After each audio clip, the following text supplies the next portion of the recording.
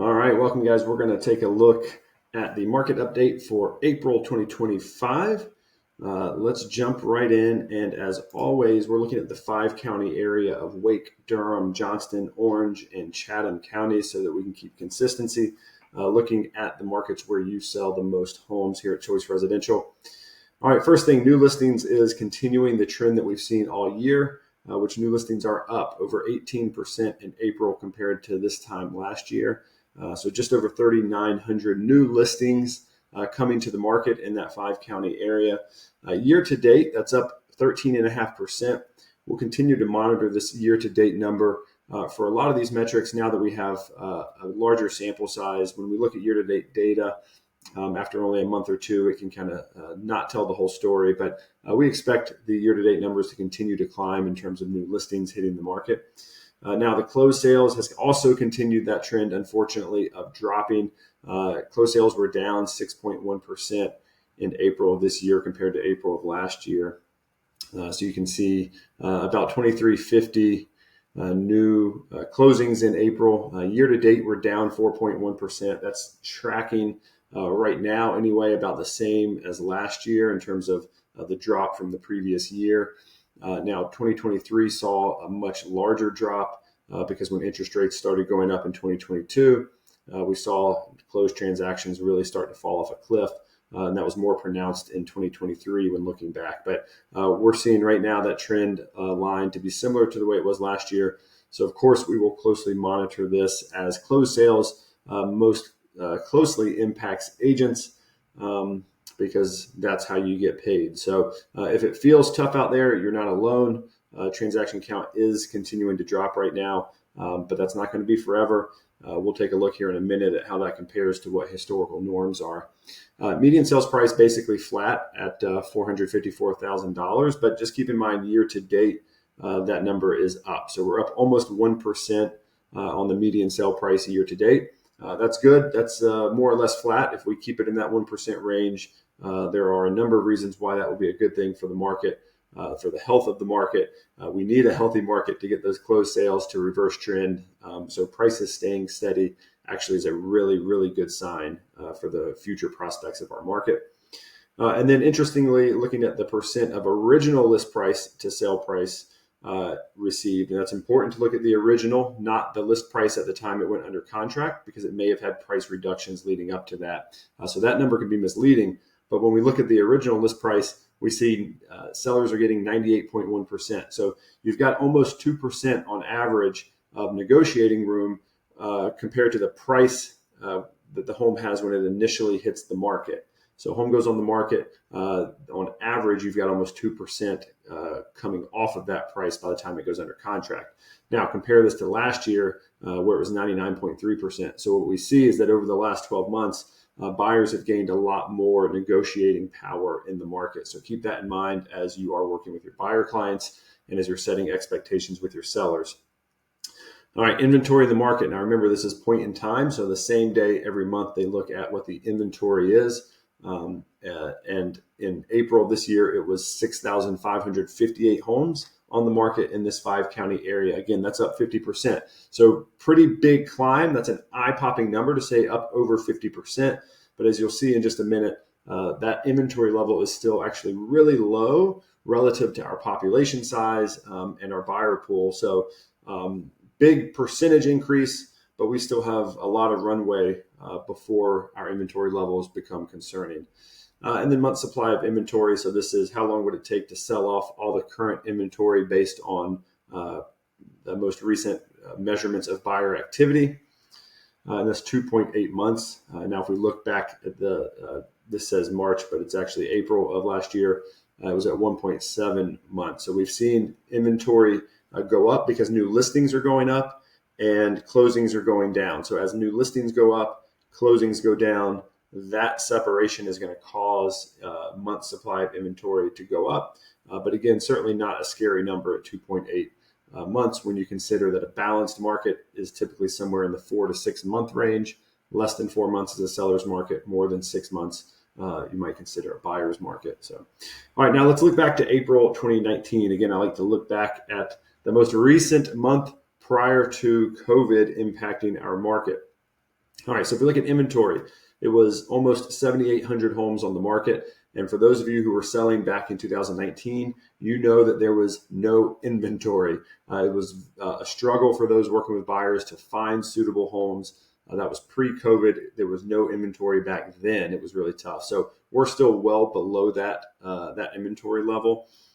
So again, no concerns there. Month supply of inventory, 2.5 months, very similar to where we are now. Now look at median sales price. Again, we were 296. Now, median sales price, average sale price is seasonal, so you'll see that in months like April, May, the prices are higher. But 296, 280 was the median sale price in April of 2019. If we were to apply what I would call kind of a typical appreciation for our market being very desirable, so we're going to be slightly higher than what you might see for national averages or appreciation rates in other markets. But you can consider 5.5% to be a strong, healthy appreciation in our market. And so if we applied that from April 2019 to April 2025, okay, so without the price spikes we saw in 2020 and 2021, if we just did a straight line appreciation, that puts a median sales price today at 408,523. That's where we would have been. That's where the median price would have been if we didn't have the crazy COVID spikes.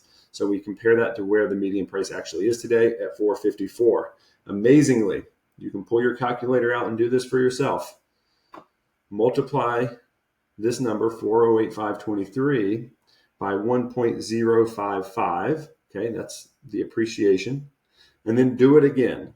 And you're going to land almost exactly at this number. And so what that means is if we see no price growth in our market over the next 2 years, then time will have caught up to prices.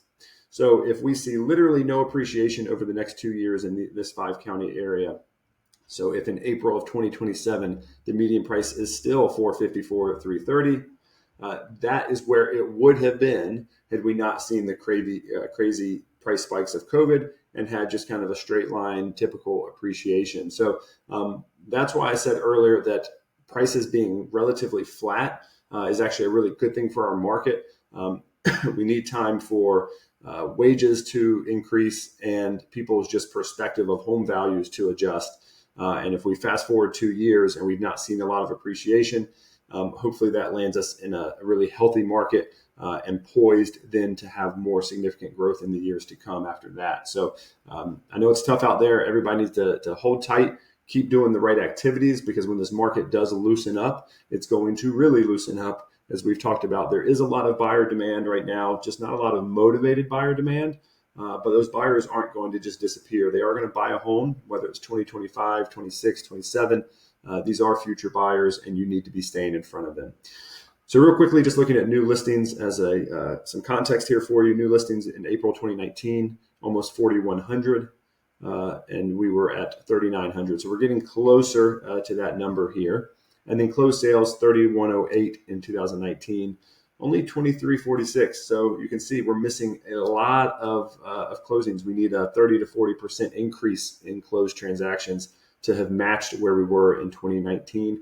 And I would argue that in 2019, that number was constricted because of the lack of inventory. So we're a long ways from where we should be for closed transaction data based on the desirability of our area and our population. But again, we will get there. It will take a collective collaborative effort, but our market will get back.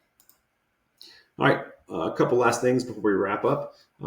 If we look at inventory levels, just so you can see the trends, you can see the market is behaving as we want it to, as we expect it to, which is different from 2023, where the market, the bell curve didn't look the way it was supposed to. So we should see inventory continuing to climb. Some years it will peak in April, some years in May, some years in June. But usually in that 3-month period, we will see a peak, and then we will see inventory start to fall off again and then start over in January, climbing through mid-year. So we'll continue to monitor this and see if those trend lines look typical. That'll just be an indication of kind of the healthy nature of our market if we're seeing inventory peak in these April to June months. So we'll continue to monitor that. Right now, it looks good, though. All right, one number I like to look at is this new listings to closings ratio. This is just, to me, an interesting thing. It kind of tells you how painful it is for a seller. a snapshot of how painful it might feel for a seller. So if you look back at the Great Recession, 2008-9, you can see it was over 2.0. And then during COVID, we got down to almost 1. And so what that means is how many houses do you have to list in order to sell one? So if it's 2, that means you have to list 2 houses in order to sell one of them. So 50% of the houses that go on the market won't sell. When we look at where we are year to date, we're at 1.68. Year to date in March, we were at 1.69. So not much movement there at all. And the way to think about this number is you have to list 5 houses in order to sell 3 of them. So 2 out of every 5 houses that hit the market are not going to sell, at least not the first time. If we look back at where we were last year, you had to take 5 listings to sell 4 of them. Pretty healthy place to be, honestly. Didn't feel that bad for a seller. Of course, if you took a listing that was sitting for you and for that seller, it didn't feel good. But the market overall was moving at a pretty healthy pace. Of course, we just wanted to see more transactions, but it was moving at a healthy pace for the houses that were being listed. Right now, we're seeing that slow down, which is why many more agents are having to engage price reductions, seeing listings expire or being taken off the market. Again, you have to take 5 listings in order to sell 3 on average. Keep that in mind as you consider your business planning and how many listings you need to take to meet your goals.